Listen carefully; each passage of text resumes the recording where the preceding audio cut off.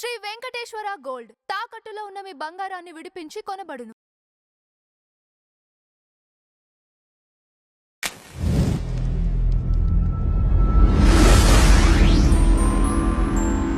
అందరికీ నమస్కారం. నేను మీ కిరా కార్పిణి. దివంగత వైఎస్ రాజశేఖర రెడ్డి గారి సతీమణి, జగన్మోహన్ రెడ్డి గారి తల్లి వైఎస్ విజయమ్మ గారు స్టాంప్ పేపర్ మీద నోటరీ రాయించి స్వహస్తాలతో ఆవిడే సంతకం చేసి అఫీషియల్గా సోషల్ మీడియా కావచ్చు ప్రజలందరిలోకి కూడా ఒక అఫీషియల్ స్టేట్మెంటు వదలడం జరిగింది. అది ఇప్పుడు చాలా వైరల్ అవుతుంది. ఏంటా వార్త, ఎందుకు వైరల్ అవుతుంది? ఒక్కసారి ఇప్పుడు నేను మీకు చూపించే విధానం చేస్తాను, ఒక్కసారి చూడండి. 2026 మార్చి 20 అంటే ఈ రోజు, ఇంతకు మునిపే ఇది గమనించండి. ఇది ఎప్పుడు వదిలారు అంటే ఇంతకు మునిపే మార్చి 20వ తారీఖు 2026 ఈ రోజుదే. క్లారిఫికేషన్: 2009లో వైఎస్ రాజశేఖర రెడ్డి గారి మరణం వరకు ఉన్న ఆస్తులన్నీ కుటుంబ ఆస్తులే, కంబైన్డ్ ఫ్యామిలీ అసెట్స్. ఆస్తుల పంపకం ఎప్పుడూ జరగలేదు. అన్ని ఆస్తులను నలుగురు మనుమలకు సమానంగా పంచాలని వైఎస్ఆర్ ఉద్దేశం. ఇది ఆయన ఆదేశం కూడా. దగ్గర వాళ్ళందరికీ తెలిసిన వాస్తవమే. అంటే ఆయన బతుకున్నప్పుడు ఆయన సంపాదించినటువంటి చిరాస్తులు, ఆదాయం అంతా కూడా తన మనుమలకు అంటే జగన్మోహన్ రెడ్డి గారి పిల్లలకి, షర్మిలారెడ్డి గారి పిల్లలకి చెందాలి అని ఆయన ఉద్దేశం, ఆదేశం కూడా. ఆయన ఆర్డర్ కూడా పాస్ చేశాడు. అప్పటి ఆ కుటుంబ సభ్యులందరికీ తెలిసిందే అని ఆవిడ చెప్పడం జరిగింది. ఇక్కడ చూడండి, ఎంఓయూలో మెమరాండమ్ ఆఫ్ అండర్స్టాండింగ్లో షర్మిలకు రాసిన ప్రతి ఆస్తి న్యాయంగా ఆమెకు చెందాల్సినవే ఆవిడే చెప్తుంది. వినండి బ్రాకెట్లో. అందుకే జగన్ ఎంఓయూ రాశాడు. నిజానికి తనకు తక్కువే రాశాడు, అంటే షర్మిలారెడ్డి గారికి చాలా తక్కువ రాశాడు అని ఆవిడే చెప్తున్నారు. సరస్వతి సిమెంట్తో సహా ఎంఓయూలో లేని యలహంక ల్యాండ్ కూడా షర్మిలదే.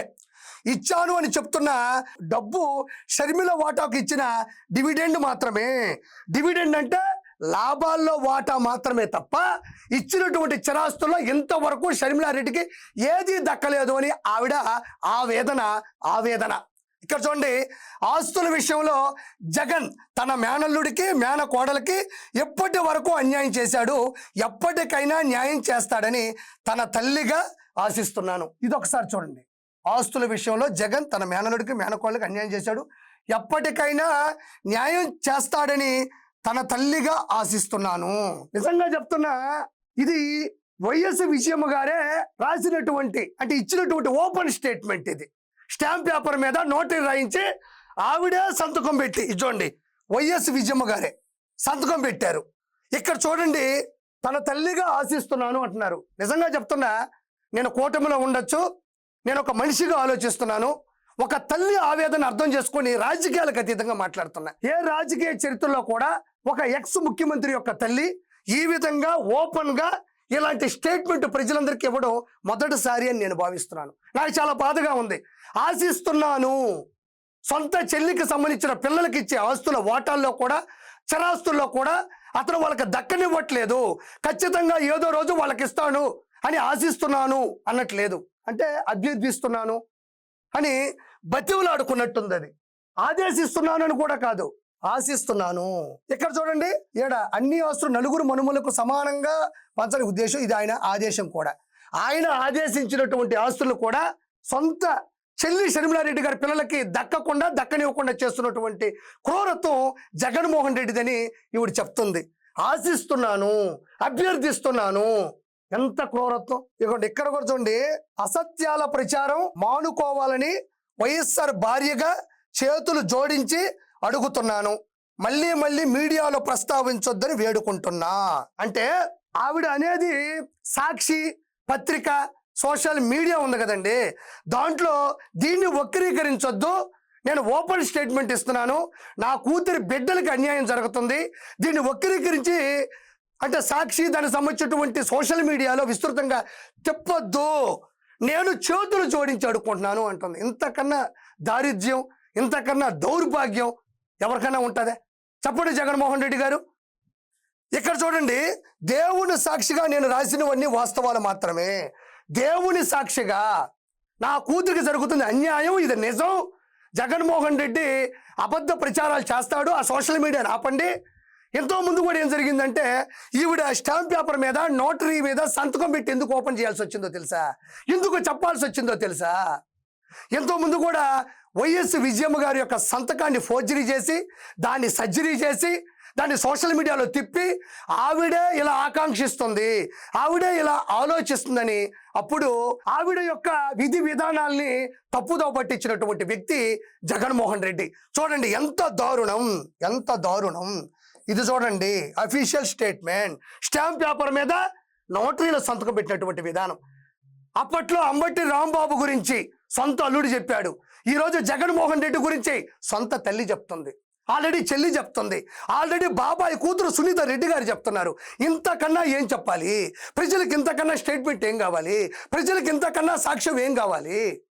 కాబట్టి ఖచ్చితంగా దీని గురించి అర్థం చేసుకోవాలని మనస్ఫూర్తిగా నేను కోరుకుంటున్నాను. ఖచ్చితంగా విజయమ్మ గారికి న్యాయం జరగాలని కోరుకునే వాళ్ళు నేను ఒకరిని. ఖచ్చితంగా అమ్మ మీకు న్యాయం చేకూరని నేను కూడా ఆ దేవుణ్ణి కోరుకుంటున్నాను. అయితే ఇది ఇంతటితో అయిపోలేదు. ఇది ఇలా వచ్చిందో లేదో ఆర్కే రోజా, నగిరి మాజీ శాసనసభ్యురాలు, మాజీ మంత్రి, మాజీ చైర్మన్ అయినటువంటి ఆర్కే రోజా దీన్ని డైవర్ట్ చేయాలి, అన్నకి న్యాయం చేయాలి, అన్నని కాపాడాలి, వేడిగా ఉన్న ఈ వార్తని నీళ్లు జల్లి దాన్ని ఆర్పివేయాలి అని వెనక ముందు చూసుకోకుండా పరిగెత్తుకుంటా ప్రెస్ మీట్ పెట్టింది. ఏం ప్రెస్ మీట్ పెట్టింది, ఏం మాట్లాడిందో ఒకసారి చూద్దాం. సో ఉగాది అంటే నూతన సంవత్సరం కాబట్టి ఆ రోజు నుంచి మనం ఒక డెసిషన్ తీసుకుంటాం, మన లైఫ్ లో ఈ సంవత్సరం ఇలా ఉండాలి. ఆర్కే రోజా గారు ప్రతి ఉగాదికి భారతదేశ వ్యాప్తంగా ఉన్న ప్రజలందరూ కూడా ఆ రోజు ఒక నిర్ణయం తీసుకుంటారు. అందులో మీరు చెప్పింది అబద్ధం లేదు, నిజమే. కానీ ఇంకా నువ్వు నిర్ణయం తీసుకోవడానికి ఏమీ లేదు. నగిరి ప్రజలు ఆల్రెడీ నీ మీద నిర్ణయం తీసుకున్నారు నిన్న ఉగాది నాడు.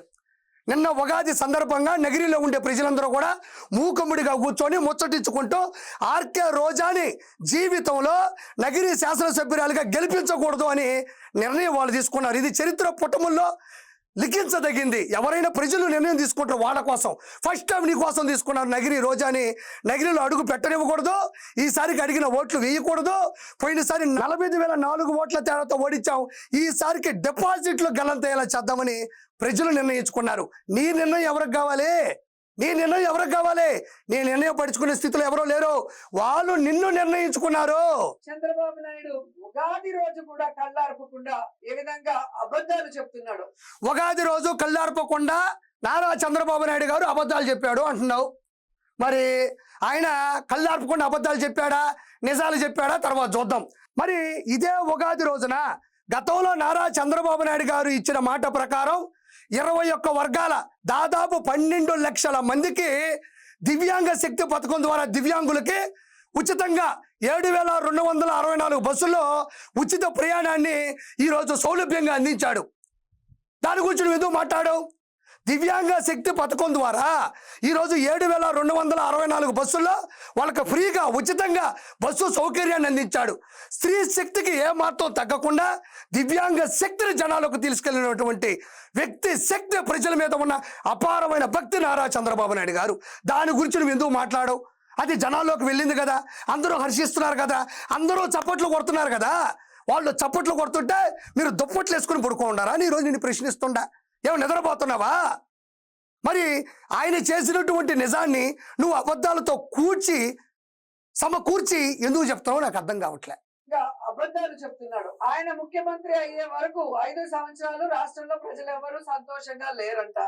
నారా చంద్రబాబు నాయుడు గారు చెప్పారు, గత 2019 నుంచి 2024 మధ్యన జగన్మోహన్ రెడ్డి అధికారంలో ఉన్నప్పుడు ప్రజలు ఎవరు సంతోషంగా లేరు అని.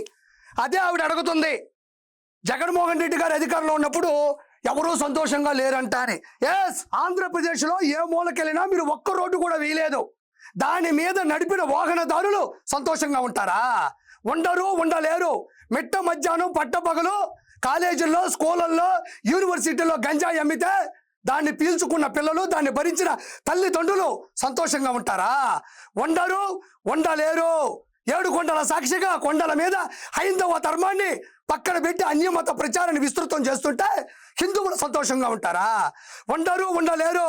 పేదవాడి కడుపు నింపి 5 రూపాయలకి అన్నం పెట్టి అన్న క్యాంటీన్లని నిలవన కూల్చి మూసివేస్తే పేదవాడు ఆనందంగా సంతోషంగా ఉంటాడా? ఉండడు, ఉండలేడు. తల దాచుకునే విధంగా చంద్రబాబు నాయుడు గారు నిర్మించిన టిట్కో ఇళ్ళని ఉన్న పొలంగా మూసివేసి కోట్ల రూపాయల ప్రజాధనాన్ని వెచ్చించి మీ జెండా కలర్లు వేసుకుంటే పైశాచిక ఆనందంతో మీరుంటే దాంట్లో తల దాచుకునే వాళ్ళు సంతోషంగా ఉంటారా?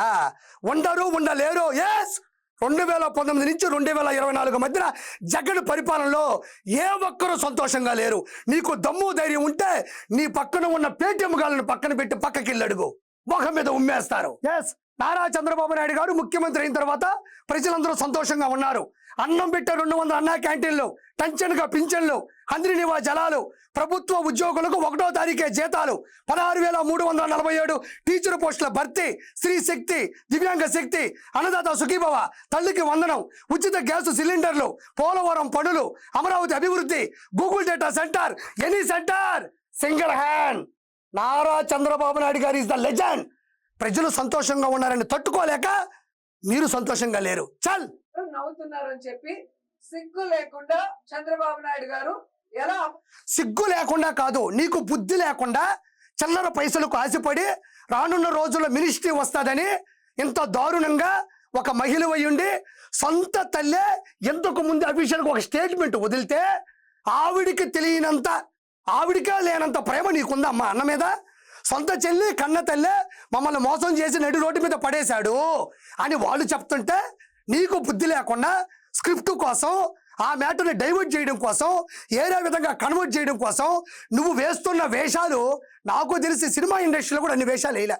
ఇవేం వేషాలు ఇవి? ఇంత దారుణంగా ఇంత అబద్ధాలు చెప్తారని ప్రజలు అడుగుతున్నారు, నేను కాదు. అవసరమా ఇవన్నీ? రాష్ట్ర ప్రజలు చూసి ఆశ్చర్యపోయారు. జగన్మోహన్ రెడ్డి గారి ప్రభుత్వంలో ప్రతి పేదవాడు, ప్రతి రైతు, ప్రతి మహిళ, ప్రతి నిరుద్యోగి, ప్రతి విద్యార్థి కూడా ఎంత సంతోషంగా ఉన్నారు. అండ్ మరి ప్రతి పేదవాడు, ప్రతి రైతు, ప్రతి విద్యార్థి సంతోషంగా ఉంటే, వాళ్ళు నిజంగా సంతోషాన్ని చూసి ఉంటే, ఆనందంగా ఉంటే మనకి ఎందుకు 151లోంచి 5 పోయినాయి? కూటమి ప్రభుత్వానికి ఎందుకు 164 సీట్లతో పట్టం కట్టారు? ఎందుకు నారా చంద్రబాబు నాయుడు గారిని తిరిగి ముఖ్యమంత్రిని చేసుకున్నారు?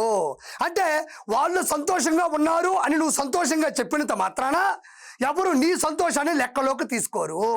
ఎవ్వరూ సంతోషంగా లేరు కాబట్టే, ముఖ్యంగా నీ పరిపాలనలో శాసనసభ్యురాలుగా నువ్వు నగిరికి ఏ సేవలు చేయలేదు కాబట్టే నగిరిని సేవ్ చేసుకోవడం కోసం పూర్తిగా వైఎస్ఆర్సీపీని సేవ్ చేశారు అని మనస్ఫూర్తిగా నీకు తెలియజేసుకుంటున్నా. ఆర్కే రోజా ఎంత సంతోషంగా ఉన్నారు. అండ్ రెండోది, ఎప్పుడు చూసినా భారతమ్మ మీద పడి ఏడుస్తారు అందరూ. మరి తెలుగు వాళ్ళ నూతన సంవత్సరానికి చంద్రబాబు నాయుడు భార్య ఎక్కడికి వెళ్ళింది? హెరిటేజ్ లో కూర్చొని పాలు పితుక్కుంటున్నారా? పాలు పితుక్కుంటున్నారా అంటున్నావు. అసెంబ్లీకి రాకుండా అన్న గొర్రెల్ని, నగిరిలో అడుగు పెట్టకుండా నువ్వు బర్రెల్ని కాపలా కాస్తున్నారా? కాపు కాస్తున్నారా? పేడ అమ్ముకుంటున్నారా? దోళ్ళు తోలుకుంటున్నారా? పాలు మొత్తం చక్కగా ముందుకు పోసుకుంటున్నారా అని నేను అనగలను, నేను అంటాను. ఎందుకంటే విశ్వవిఖ్యాత నట సార్వభౌమ తారక రామారావు గారి కుమార్తె 4 సార్లు ముఖ్యమంత్రి అయ్యి తెలుగు రాష్ట్ర గౌరవాన్ని చరిత్ర పుటముల్లో నిలబెట్టిన నారా చంద్రబాబు నాయుడు గారి సతీమణి. నాకు అనాలనిపిస్తుంది, కానీ నా పార్టీ సంస్కారం అడ్డొస్తుంది. నేను అనలేనా? నాకు నోరు లేదా? నీలాగా ఏమన్నా నాకు స్క్రిప్ట్ కావాలా? ఏందా మాటలు? నీ మాదిరిగా అక్రమంగా 3,000 కోట్ల రూపాయలు దోచేసి దాచేసి అంగరంగ వైభవంగా బతకట్లేదు ఆవిడ. కంటి మీద కునుకు లేకుండా, పేదవాడి నుంచి రూపాయి ఆశించకుండా ఎన్టీఆర్ ట్రస్ట్ ద్వారా ఉచితంగా విద్యని, వైద్యాన్ని, బ్లడ్ క్యాంపులు, మెడికల్ సర్వీసెస్లు, గ్రామీణాభివృద్ధి, స్కిల్ డెవలప్మెంట్ ట్రైనింగ్, విపత్తులలో సహాయం, తలసేమియా బాధితులను తల్లిలా చూసుకుంటుంది. తలమాసిన వాళ్ళకి మీకేం అర్థం అవుతుంది? ఆవిడ చేసిన సేవలను గుర్తించి గమనించి లండన్కు పిలిపించి డిస్టింగ్విష్డ్ ఫెలోషిప్ అవార్డు ఇచ్చారు. ఆవిడకి అవార్డు ఇచ్చారు. నెక్స్ట్ ఎలక్షన్స్ లో నీకు ఆ అవార్డు కూడా ఇవ్వరు ప్రజలు. ఆర్కే రోజా గారు ప్రజల సొమ్ముతో విలాసవంతమైన జీవితం గడుపుతూ కాస్ట్లీగా విషెస్ చేస్తే ఎలా ఉంటుందో చూడండి. ఇది చూడయ్యా. Good morning, have a great day. Good morning, have a great day.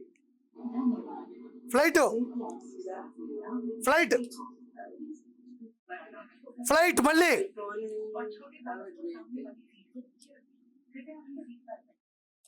అంటే ఇలా చెప్పాలి సార్. ఎవరైనా కూడా విషెస్ ఇంత కాస్ట్లీగా విష్ చేయాలి, విషెస్ చెప్పాలి, సోషల్ మీడియాలో పోస్ట్ చేయాలి. ఎందుకు ఇలా వస్తుంది? ఒకసారి లగ్జరీ కారులో, ఒకసారి ఎయిర్పోర్ట్లో, ఒకసారి ఫ్లైట్లో చక్కటి చిరునవ్వుతో ఎలా వస్తాయి? ప్రజల సొమ్ముని దాచేస్తే పొలాలు, స్థలాలు, బంగారాలు, కార్లు, షేర్లు, ఇల్లు చెప్పేదంతా సొల్లు. మరి ఇలానే చెప్తారు. ఇలా చెప్పాలి సార్ ఉగాది శుభాకాంక్షలు. కాబట్టి ఆర్కే రోజా, భువనేశ్వర్ గారి గురించి మాట్లాడే హోదా, స్థాయి, స్థానం నీకు లేదు, గుర్తుపెట్టుకో. నువ్వు ఎందుకు కేవలం ఈ వీడియో చేసావంటే విజయమ్మ గారు జగన్మోహన్ రెడ్డి గురించి చెప్పిన పచ్చి నిజాల్ని తప్పుదోవ పట్టించడానికి నువ్వు ఈ వీడియో చేసావు తప్ప ప్రజలకు ఏ ఉపయోగం లేదని మనస్ఫూర్తిగా చెప్పుకుంటూ